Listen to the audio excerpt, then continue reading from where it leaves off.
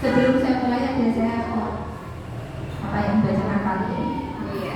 Jam-jam ramat ya. Jadi nanti kita hanya praktek saja biar tidak ngantuk.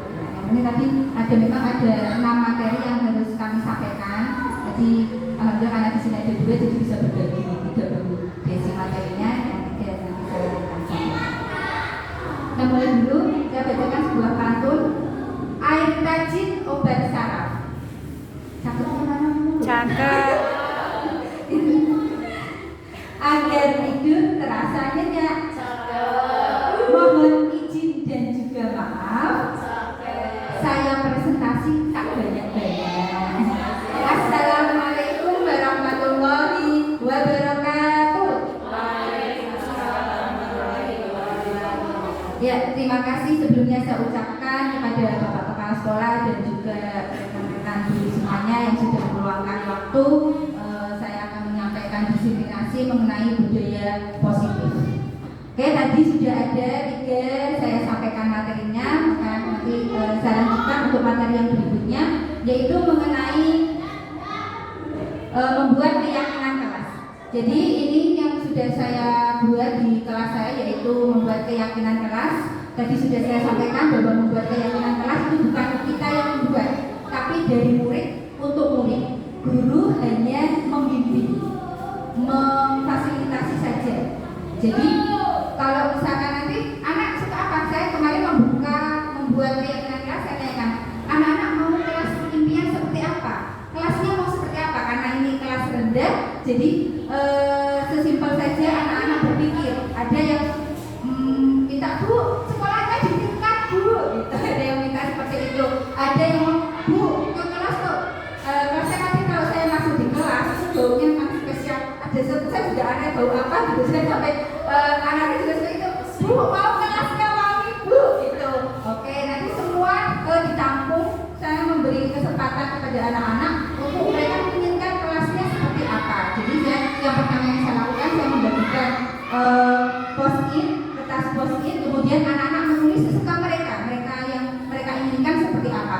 Kemudian langkah yang berikutnya, kemudian masing-masing anak menempelkan post-it kelas impiannya di papan tulis secara acak bergantian. Kemudian saya bimbing mengelompokkan kertas post-itnya itu, keyakinan kelas yang sudah sama saya kelompokkan masing-masing berdasarkan nilai-nilai kebajikan yang sudah saya jelaskan tadi.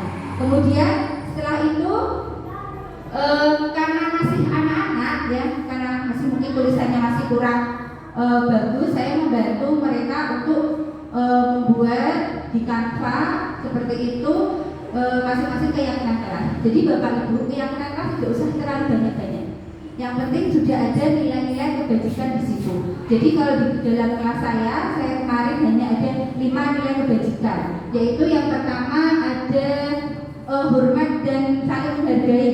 Karena anak-anak sering berbicara yang kotor juga, ada tuh di kelas jangan berbicara yang kotor. Oke, saya membantu mereka untuk membuat keyakinan kelas. Ini merupakan hasil keyakinan kelas di kelas kami. Dan seperti yang sudah saya sampaikan, insya Allah kalau keyakinan kelas sudah dari anak dan untuk anak, insya Allah akan lebih mudah kita untuk menyelesaikan suatu masalah jika anak tersebut memang mempunyai masalah. Jadi kita kembalikan lagi, kemarin keyakinan kelas apa yang sudah kamu buat, seperti itu. Jadi seolah-olah kita tidak yang membimbing anak untuk mencari penyelesaian masalah, tapi kita membimbing anak untuk mencari sendiri ya penyelesaian atau solusi masalah yang sedang mereka hadapi. Oke, mari kita lanjutkan untuk yang topik berikutnya, yaitu topik yang keempat mengenai kebutuhan dasar manusia dan dunia berkualitas. Nah, saya akan mencoba pertama untuk pertanyaan pematiknya. Saya bacakan. Ibu Amber, guru wali kelas 2A di SD Pelita Hati, sedang bingung menghadapi ulah salah satu murid di kelasnya, yaitu Doni. Beberapa anak di kelas 2A telah datang padanya dan mengeluhkan Doni yang seringkali meminta bekal makan siang mereka dengan paksa. Jika Anda menghadapi situasi seperti Ibu Amber, apa yang akan Anda lakukan? Menurut Anda, kira-kira apa alasan Doni melakukan hal itu? Ada yang mau coba menjawab, Ibu? Kira-kira kalau ada situasi seperti ini di kelas, ada anak yang bermasalah, memaksa meminta bekal makan siang dengan cara paksa, apa yang akan Anda lakukan? Mungkin bisa memberi pendapatnya. Ibu Bina, misalkan di kelasnya ada anak yang sudah bermasalah seperti itu, merampas bekal makan siang temannya. Menurut Bu Bina bagaimana?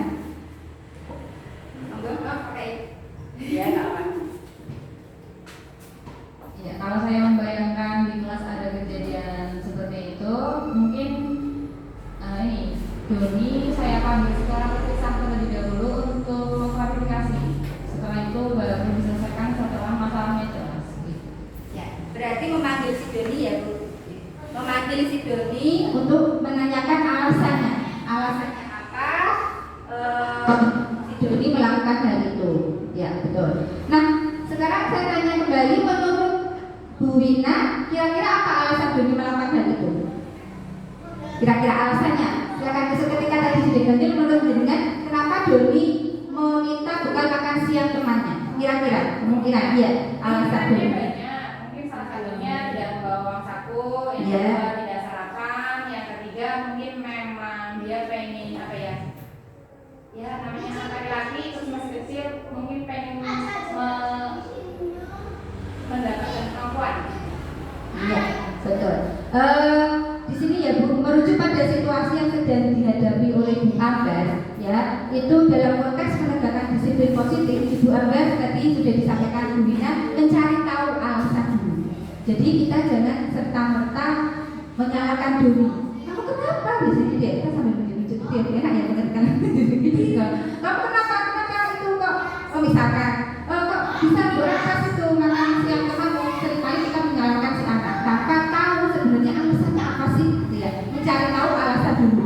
Nah, pada materi ini kita akan mengenal yang namanya kebutuhan 5 kebutuhan dasar manusia. Jadi manusia atau kita, guru maupun murid itu pasti mempunyai tujuan, mempunyai alasan kenapa melakukan sesuatu. Ada kebutuhan yang mereka ingin penuhi. Misal kita ya, misal contohnya seperti saya misalkan, ketika kita berangkat pagi gitu ya, kadang kita pengen kebutuhan untuk memperoleh, pengen dihargai gitu ya, pengen dihargai, pengen diberi penghargaan, misalkan berangkat haji misalkan seperti itu. Jadi kita ketahui dulu apa saja kebutuhan-kebutuhan dasar yang murid coba penuhi. Nah, kita akan melihat dulu 5 kebutuhan dasar manusia, yaitu yang pertama bertahan hidup. Jadi 5 kebutuhan dasar yang pertama yaitu bertahan hidup.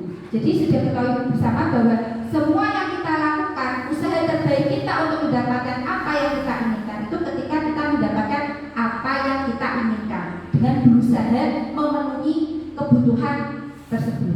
Nah, yang pertama kebutuhan bertahan hidup. Kebutuhan bertahan hidup itu misalnya makan, kemudian rumah, kesehatan, itu termasuk dalam kebutuhan bertahan hidup. Nah, dari kasus Doni di atas, misalkan Doni beralasan bahwa Bu, aku tuh merampas makan siang temanku karena aku lapar. Nah, berarti kebutuhan yang ingin dipenuhi oleh Doni adalah kebutuhan bertahan hidup karena dia merasa lapar tadi. Nah, kemudian berikutnya kebutuhan yang kedua yaitu kasih sayang dan rasa diterima, yaitu kebutuhan untuk diterima. Diterima oleh siapa? Bisa saja dengan temannya, bisa juga dengan kalau kita dengan pasangan hidup kita, atau mungkin dengan lingkungan atau masyarakat kita. Nah itu. Jadi kebutuhan ini tuh keinginan untuk tetap terhubung dengan semuanya itu. Maka mereka merasa bahwa kasih sayang dan rasa diterima. Jadi tadi yang permasalahan Doni, ketika ditanya alasan Doni itu merampas bekal makanan temannya itu karena biar orang tuanya datang ke sekolah, ya, atau mungkin dia gurunya perhatian dengan dia. Maka kebutuhan Doni, dia merasa ingin diterima, merasa ingin kasih sayang, mendapat perhatian, gitu ya. Kemudian kebutuhan yang berikutnya mengenai kebebasan. Nah, kebebasan ini merupakan kebutuhan merasa bebas melakukan semuanya tanpa ada tekanan, tanpa ada paksaan. Contoh, misalnya tadi yang kasus Doni, ketika kita tanya, kok Doni beralasan karena bosan Bu, Ibu bawain bekal dari rumah itu saja misalkan. Makanya aku merapas punya temanku karena aku pengen merasakan makanan yang lain. Nah itu Doni merasa pengen bebas merasakan makanan dari temannya. Kemudian kebutuhan yang berikutnya yaitu kebutuhan akan kesenangan. Kalau kesenangan di sini yaitu kebutuhan seperti Doni tadi, kenapa dia merampas ketika ditanya kok dia merasa aku tuh senang kalau melihat temanku tuh marah, aku tuh senang kalau misalkan temanku itu guruku misalkan marah-marah sama aku kadang-kadang ya, senang gitu. Nah itu berarti kebutuhan Doni, dia merasa ingin senang kalau diperhatikan. Kemudian yang terakhir yaitu kebutuhan mengenai penguasaan. Contoh kebutuhan penguasaan ini misalkan Doni merasa dia melakukan itu dia merasa hebat dibanding teman-temannya merasa takut kalau dia melakukan itu, maka kebutuhan yang mau dipenuhi oleh Doni yaitu kebutuhan akan penguasaan. Nah berikutnya Bapak Ibu, jadi semua orang itu senantiasa berusaha untuk memenuhi kebutuhannya dengan berbagai cara, seperti halnya murid kita. Jadi ketika seorang murid itu melakukan sebuah kesalahan atau dia mempunyai masalah, kita cari tahu dulu alasan murid kita melakukan itu.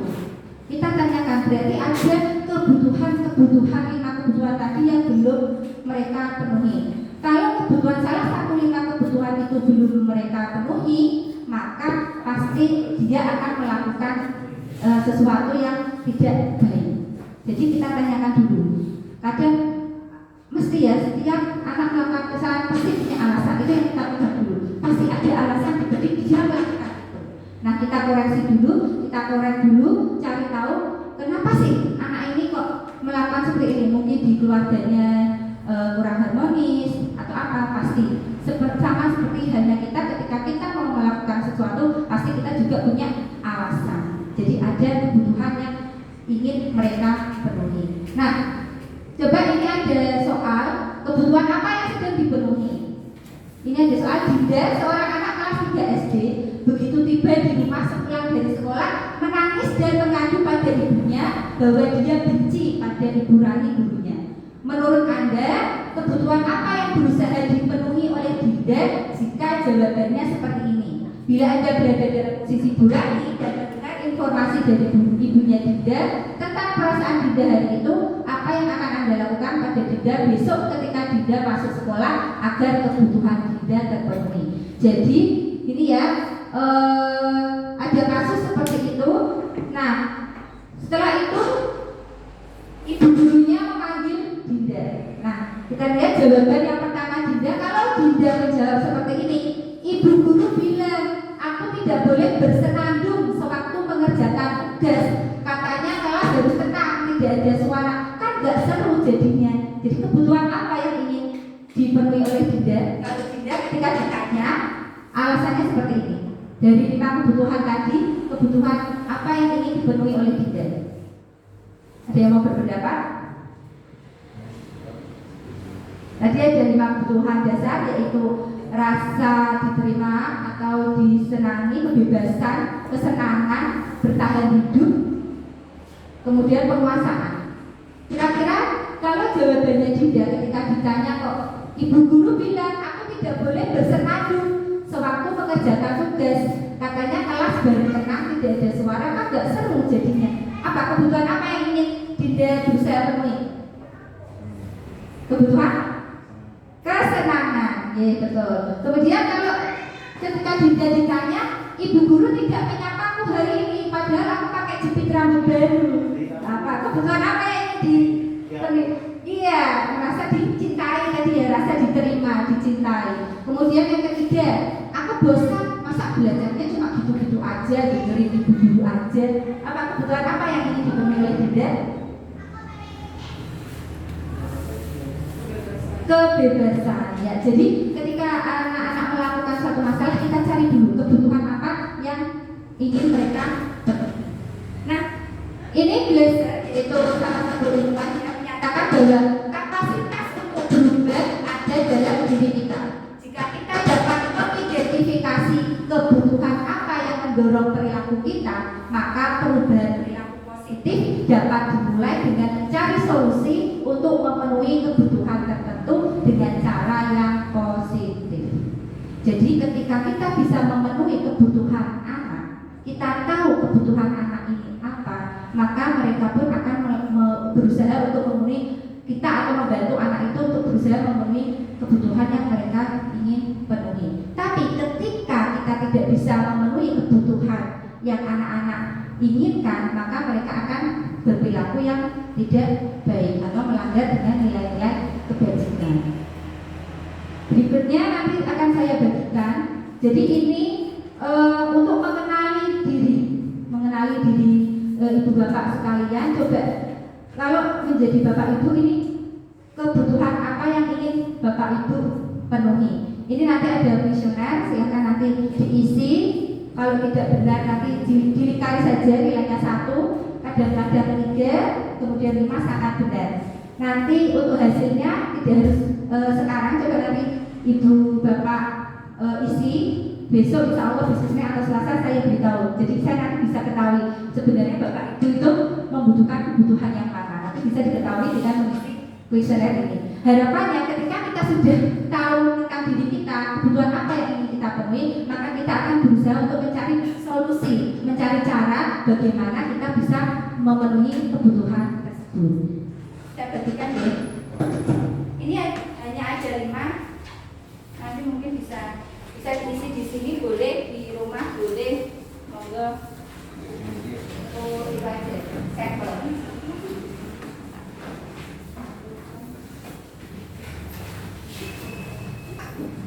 Jadi dengan mengisi kuesioner itu nanti bapak bisa mengetahui sebenarnya kebutuhan apa yang ingin saya penuhi. Kita lanjut nih Bapak Ibu untuk materi yang berikutnya, yaitu mengenai restitusi 5 posisi kontrol. Kita tentukan dulu YouTube, ada sebuah video. Jadi nanti di video ini ada 5 posisi kontrol, di mana 5 posisi kontrol ini adalah cara yang efektif untuk mencoba untuk bisa budaya positif. As a vlogger, I deal with social media a lot, which is actually fun for me, but I will say sometimes it's challenging. For my social media, I have to think about. Ini saya Hukum. Jadi ada 5 posisi kontrol. Yang pertama posisi penghukum, posisi pembuat merasa bersalah, yang ketiga posisi teman, yang keempat posisi pemantau, dan yang kelima adalah posisi manajer. Posisi manajer. Nanti kita bisa refleksi di posisi mana kita sekarang. Posisi tersebut. Kita saksikan dulu kasusnya Rangga hadir Yang 20 pernah menit hadir 20 menit di sekolah dan melihat bagaimana kelima posisi kontrol dalam menghadapi masalah tersebut.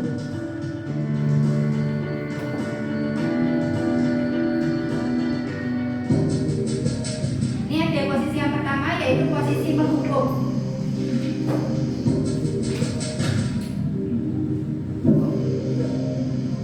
Naren, sini kamu. Tapi nanti kita refleksi di posisi yang mana. Kamu deh, pasti terlambat. Maaf Bu, saya Apa? Apa coba? Alasan kamu apa lagi? Kapan sih kamu tidak terlambat? Malas sekali ya kamu jadi anak. saya Dasar pemalas. Gak kapok-kapok sih kamu. Sudah berapa kali terlambat? Sana, kamu keliling lapangan basket 2 kali. kenapa saya harus keliling lapangan basket Bu? Kenapa? Kamu melawan ibu. Berani-beraninya jawab. Sudah terlambat, masih berani jawab pula. Sekarang, keliling lapangan basket 5 kali sekalian. Biar kapok. Cepat. Pergi sana ke lapangan basket. Posisi penghukum biasanya berbicara dengan nada tinggi, menghardik, menunjuk-nunjuk, menyakiti, dan menyindir. Hukuman bisa berupa fisik maupun. Kemudian posisi yang kedua yaitu posisi pembuat merasa bersalah gitu Bapak Ibu. Kita saksikan.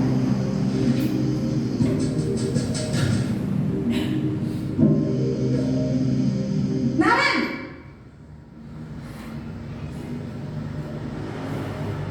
Selamat pagi Bu. Naren, kamu kenapa terlambat lagi, nak? Ya Tuhan, Naren, kamu senang ya bikin ibu susah ya? Kalau kamu terlambat lagi, nanti ibu yang ditegur bapak kepala sekolah, nak. Disangka ibu tidak bisa membina kamu. Duh, gimana ini? Maaf Bu. Duh Gusti Naren, kamu suka ya kalau ibu ditegur bapak kepala sekolah? Terus, sekarang ibu harus tulis apa ini di buku absen? Ini kamu sudah sering terlambat loh. Ibu harus apa coba? Maaf Bu. Maaf sekali. Ya sudah, lain kali jangan bikin ibu susah lagi ya nak ya. Ibu tidak akan kuat lagi kalau kamu begini terus. Bisa jantungan kalau ibu tegur bapak kepala sekolah. Sana cepat ke kelas. Maaf ya Bu. Maaf sekali. Nah itu untuk posisi sebagai pembuat Posisi merasa Bis, bersalah. Ibu saya. Kemudian yang posisi yang ketiga yaitu posisi teman.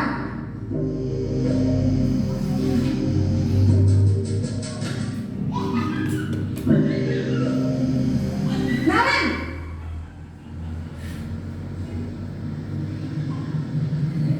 Selamat pagi Bu. wah sudah jam berapa ini nak?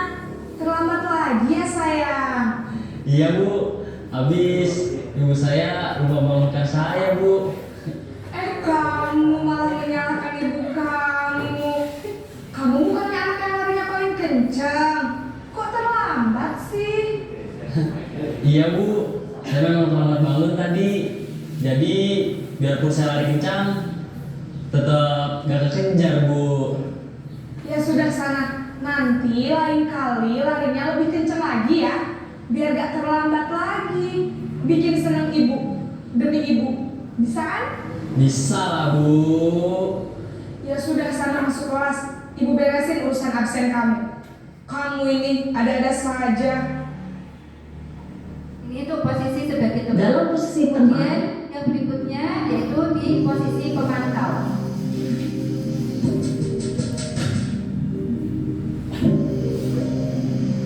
Naren,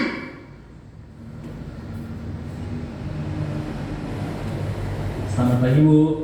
Naren, apa peraturan sekolah kita tentang jam berapa kita harus masuk sekolah, nak? Kita harus di sekolah jam 7 Bu. Iya betul, sekarang sudah jam 7.20. Naren sudah tahu konsekuensinya jika terlambat hadir. Paham Bu. Saya harus tinggal kelas pas jam istirahat selama 20 menit. Iya benar, konsekuensinya demikian. Jadi nanti jam 9.30 pas istirahat, kamu harus tinggal di kelas, kerjakan tugas tambahan untuk ketertinggalan kamu, ya? Baik Bu. Kemudian untuk yang di posisi yang terakhir yaitu sebagai manajer. Selamat pagi Bu. Selamat pagi Naren. Maaf Bu, saya terlambat. Iya, sekolah masuknya jam 7, sekarang sudah jam 7.20. Jadi sekarang bagaimana ini Naren? Maaf Bu, saya lupa setel alarm saya semalam. Baiklah, menurut kamu, keyakinan sekolah yang mana yang perlu kamu tingkatkan? Menghargai diri sendiri dan orang lain mungkin ya Bu. Setuju. Jadi, apakah Naren meyakini prinsip saling menghormati tersebut? Iya Bu, saya meyakininya. Apakah Naren bersedia memperbaiki masalah keterlambatan ini? Bersedia Bu. Bagaimana kamu akan perbaiki masalah keterlambatan ini? Saya akan coba untuk tidak lupa menyetel alarm saya Bu. Baik, kalau Naren lupa menyetel alarm di rumah, ada orang yang kira-kira bisa bantu mengingatkan tidak? Ada Bu, kakak saya, Kak Emma. Ada lagi selain Kak Emma? Selain Kak Emma, ada ibu saya. Baik, jadi yang mengingatkan Naren adalah Kak Emma dan ibu kamu ya. Kira-kira akan mulai setel alarm kapan nih Naren? Setelah pulang sekolah, akan segera saya lakukan. Baik, jadi Naren akan setel alarm untuk bangun besok pagi dan akan diingatkan oleh kakak dan ibunda Naren ya. Ada lagi yang mungkin perlu dilakukan Naren agar tidak terlambat bangun lagi? Tidak ada, Bu. Baik Naren, terima kasih untuk kerjasama kamu. Sekarang kamu perlu kembali ke kelas untuk belajar. Baik, Bu. Terima kasih. Ya. Posisi Jadi, manajer adalah posisi kontrol yang disarankan untuk membimbing murid memiliki sikap disiplin yang positif. Ya, tadi ada 5 posisi kontrol. Sekarang kira-kira kita sedang berada di posisi yang mana, Bapak Ibu? Menurut Bapak Ibu, coba kita merefleksikan diri. Saat ini tuh kita sedang berada di posisi yang mana? Mungkin Bu Iva, mungkin Bu di posisi mana Ibu? Kalau kita merefleksi diri ya Bu.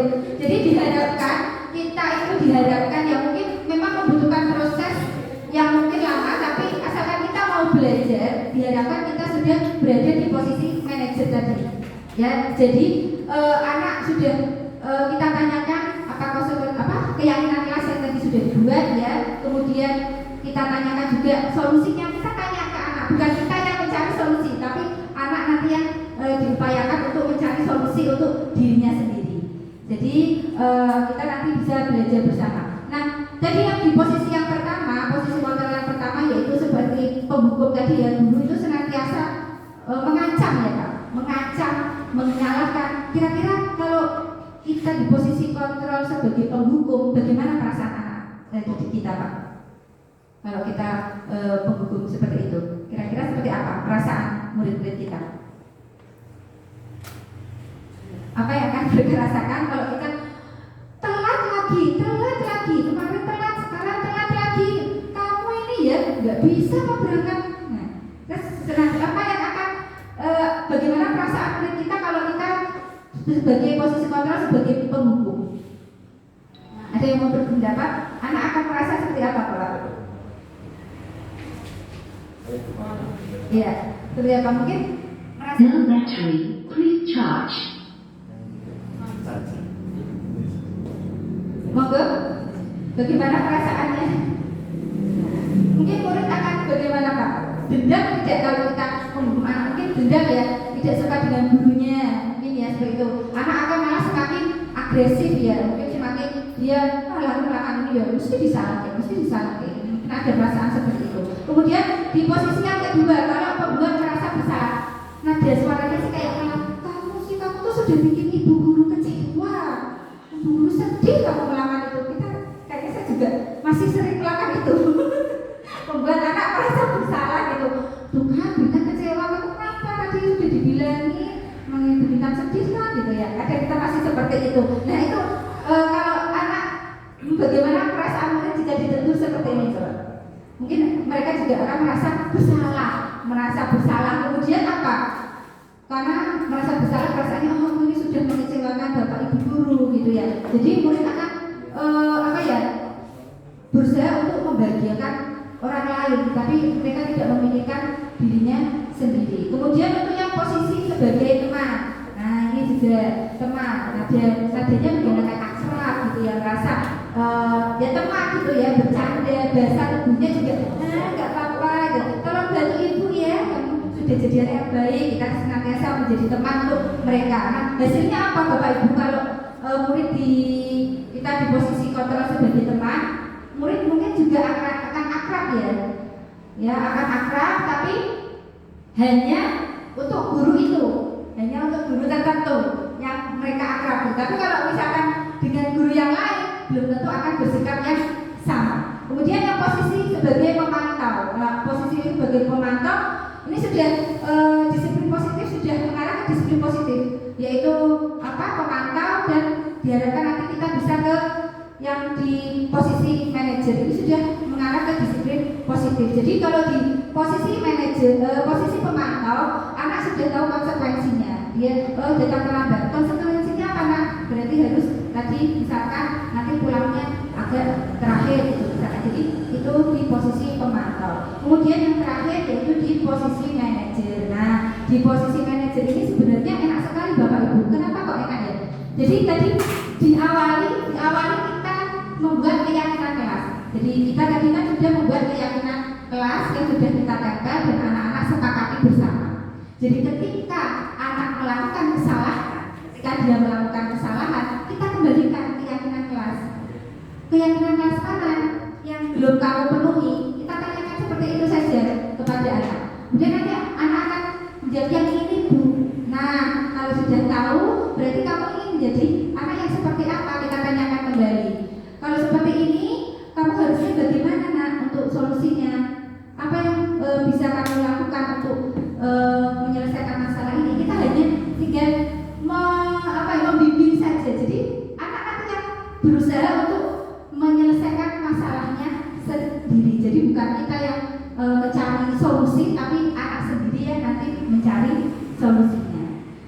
Nah, berikutnya yaitu, ini materi yang terakhir Bapak Ibu, yaitu mengenai segitiga restitusi. Jadi di posisi manajer ini kita akan menggunakan yang namanya segitiga restitusi. Nah, segitiga restitusi itu ada 3 tindakan yang harus kita lakukan. Yang pertama yaitu menstabilkan identitas. Jadi di poin yang pertama, di yang menstabilkan identitas itu, yaitu ada kita melakukan. Jadi ketika anak melanggar peraturan itu karena sedang mencari perhatian, anak akan mengalami kegagalan. Jadi kita jangan sampai malah menyalahkan mereka, tapi kita mencoba melakukan segitiga restitusi yang pertama, yaitu menstabilkan identitas. Kita bisa dengan menggunakan, misalkan ketika ada anak masalah, kita katakan kepada anak itu, berbuat salah tidak apa-apa, namanya manusia, pasti tidak luput dengan kesalahan. Itu mungkin salah satu kalimatnya. Atau bisa juga, ibu dulu juga pernah loh waktu kecil juga melakukan kesalahan itu. Nah, jadi seolah kita tidak menyalahkan anak, karena setiap manusia pasti mempunyai kesalahan. Kemudian juga bisa menstabilkan identitas, kita juga bisa menanyakan kepada anak, kamu berhak merasa seperti itu, ya. Terus juga bisa, yuk kita bisa kok sama-sama menyelesaikan masalah ini. Gitu. Ini di poin segitiga tindakan yang pertama, yaitu menstabilkan identitas. Berikutnya, setelah kita bisa menstabilkan identitas, kemudian kita ke tindakan yang berikutnya, yaitu validasi tindakan yang salah. Kita bisa menggunakan di validasi tindakan yang salah, kita bisa mengucapkan kata-kata, oke, ketika sudah ya, ketika kita menstabilkan identitas, setiap orang pasti kok pernah melakukan kesalahan. Tapi padahal kamu bisa loh melakukan yang padahal kamu bisa melakukan yang lebih buruk dari ini ya, gitu. Atau bisa juga kamu pasti punya alasan melakukan ini, gitu. Nah, setelah kita menanyakan alasannya di segitiga yang berikutnya, kita bisa menanyakan, nah ini kembalikan lagi ke menanyakan keyakinan kelas. Jadi kita bisa menanyakan kepada anak tersebut apa yang kita percaya, apa nilai-nilai yang sudah kita sepakati bersama. Nah, kamu ingat keyakinan kelas yang sudah kita buat?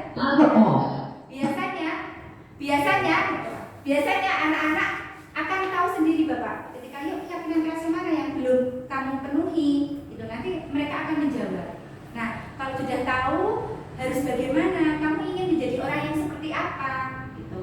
Kemudian kita tanyakan lagi, oke, menurutmu kita harus bagaimana? Kamu harus bagaimana untuk menyelesaikan masalah ini? Nah, nanti juga anak akan menjawab pertanyaan tersebut. Oke, jadi di sini di poin yang segitiga diskusi, kita mencoba mengobrol, berdiskusi kepada anak. Kita tidak serta-merta menyalahkan anak. Bahwa setiap anak itu kalau melakukan kesalahan mesti ya salah, belum tentu seperti itu. Kita berusaha mencari latar belakang, mencari alasan anak tersebut melakukan sebuah kesalahan. Karena satu itu tadi, ada kebutuhan yang belum mereka penuhi, ada kebutuhan yang ingin mereka penuhi, sehingga karena tidak tahu harus bagaimana, mereka melakukan tindakan yang melanggar nilai-nilai kebajikan tersebut. Nah, Bapak Ibu, saya ingin praktek ya. Misalkan ini ada kasus ya, sebelum saya menutup diskusi kita. Ini ada kasus, nanti praktek ada yang jadi murid, ada yang jadi guru, praktek mengenai segitiga restitusi. Mungkin ada 2 tokoh saja mau jadi murid, monggo perwakilan murid jadi guru. Nanti ini ada skenario nya. Oh, Bu Mina sama Bu Fatma. Siapa yang mau jadi guru? Ini ada temennya nih. Ini Bu Fatma gurunya ya. Bu Fatma gurunya, Bu Wina muridnya. Silakan. Itu ada kasus posisinya sebagai murid dan sebagai guru. Nanti bisa maju depan ya Bu, mempraktekkan. Jadi kita berusaha untuk mempraktekkan segitiga restitusi. Ketika ada kasus, coba Bu Wina dibacakan Bu kasusnya biar yang lain bisa lihat. Yang keras Bu. Kasus A, Anda bernama Ali. Berarti laki-laki ini Ali. Ya, silakan Adi ya. Ya. Coba dibacakan. Saya mau menceritakan. Ya, coba. Seorang murid kelas 8 SMP terlindung. Sewaktu jam sebelum istirahat makan siang baru dimulai, Anda melihat, berarti Ali melihat Amira yang sedang memperhatikan hasil ujian atau ulangan yang didapatkannya. Ali menghampiri Amira dan bertanya, berapakah nilai yang didapatkannya? Amira menjawab, mendapatkan hasil 60. Seketika Ali merasa senang dengan nilai yang 90 yang dia dapatkan. Rasa senang itu Ali keluarkan dengan mengucapkan, "Ye, nilai saya lebih bagus dari kamu. Kamu tidak belajar dengan benar sih. Belajar lebih keras lagi ya." Dengan ada ini. Amira yang mendengar itu langsung tiba-tiba terlihat sedih dan terlihat mulai menangis. Anda langsung merasa bersalah, namun menyadari ada teman lain yang masuk ke dalam kelas.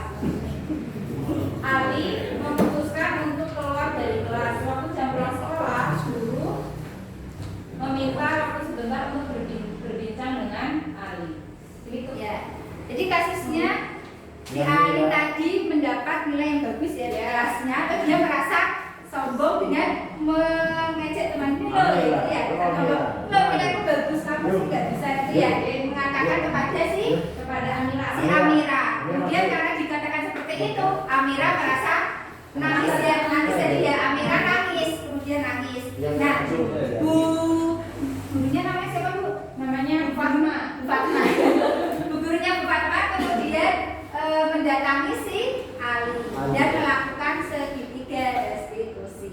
Yuk, itu sudah ada di skenario Pak. Yuk, Bu Mina jadi muridnya jadi. Oh ya, enggak. Tadi, yang punya Fatma loh. Ya. Jadi kita ada ya. Ini tanyakan kan ada 3 tahapan untuk segitiga restitusi, yaitu yang pertama menstabilkan identitas, yang kedua validasi tindakan yang salah, yang ketiga menanyakan keyakinan. Oke, monggo ya. Tanyakan dulu Bu gurunya kan sudah panggil Ali kan. Iya, dari apa? Masih masuk sini. Oh. Kan berapa Pak? Udah kan? Apa yang dibeli wah?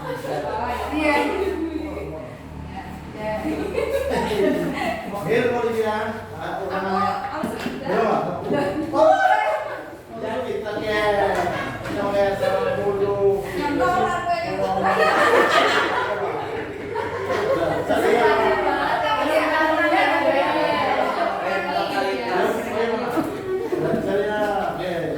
ya sih sadar kayak nyantol. Kesempatan gurunya. Oke, udah. Berarti saya nggak jadi gurunya aja ya. Gimana ya? Ya, kan nangis.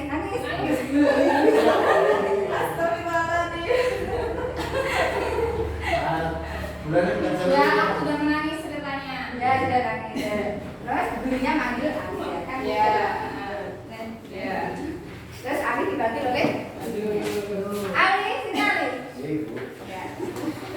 Mana tadi ternyata skenario saya juga Pak. Kalau nggak tahu. Yang gurunya tadi itu beneran. Ya,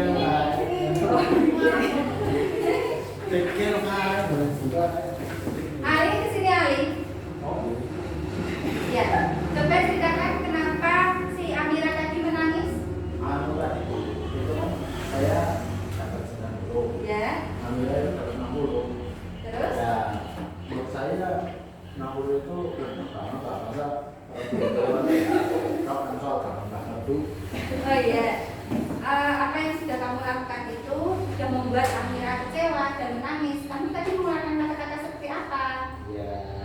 sehingga Amira membuat dia menangis.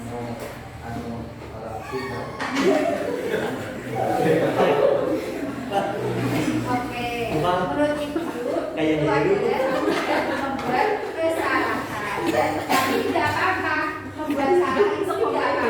Karena setiap manusia pasti mempunyai kesalahan.